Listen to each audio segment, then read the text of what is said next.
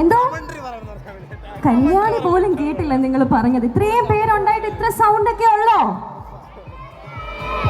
ആരാ?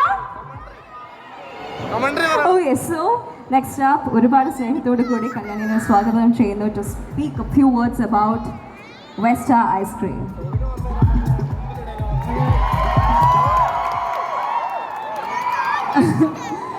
ഹലോ കാലിക്കറ്റ്.